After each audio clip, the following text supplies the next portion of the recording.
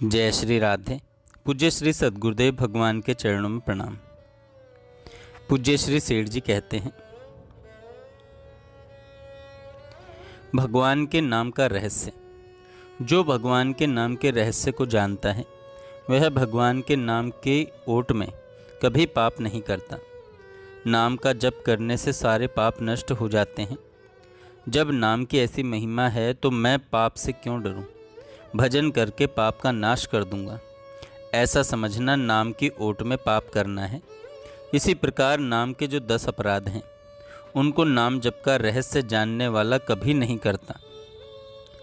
श्री सनत कुमार जी बोलते हैं, वत्स नारद, गुरु की अवहेलना, साधु महात्माओं की निंदा, भगवान शिव और विष्णु में भेद बुद्धि, वेद निंदा, भगवान नाम के बल पर पापाचार करना, भगवान नाम की महिमा को अर्थवाद समझना, नाम लेने में पाखंड करना, आलसी और नास्तिक को भगवान नाम का उपदेश करना, भगवान नाम को जानबूझकर भूलना तथा नाम का अनादर करना, इन 10 भयंकर दोषों को दूर से ही त्याग देना चाहिए। नाम का जप करने से पाप का नाश होता है, न कि वृद्धि। अतः जो व्यक्ति नाम जप से पापों को धो डालने की बात सोचकर पाप करता है वह तो नाम की ओट में पापों की वृद्धि करता है। नाम जप महात्म्य का तो यह रहस्य है कि उसके पहले किए हुए पापों का नाश हो जाता है और नए पाप उससे बनते नहीं। यदि किसी भी कारण से उससे नए पाप बनते हैं यानी जानबूझकर पाप होते हैं तो उसने नाम जप के रहस्य को नहीं समझा। जो नाम जप के रहस्य को समझ लेता है उससे कभी किसी भी हालत में पाप नहीं बनते और उसके द्वारा नाम जप गुप्त और निष्काम भाव से निरंतर होता है। इस प्रकार भगवान का भजन श्रद्धा भक्ति पूर्वक सदा सर्वदा सकाम भाव से करने पर भी भगवान की प्राप्ति हो सकती है।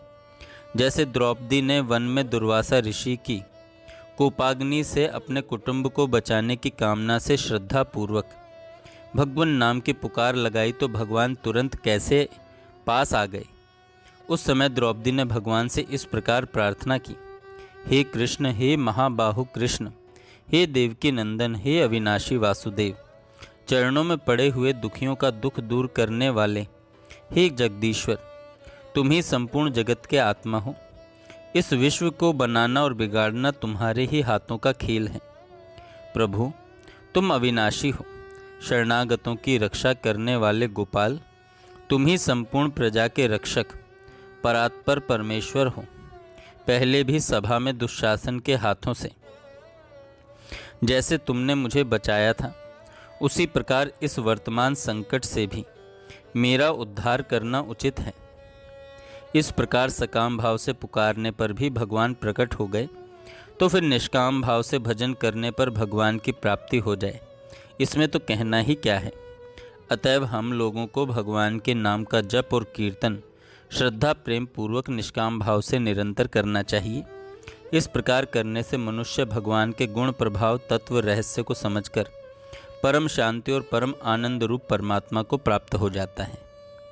जय श्री राधे।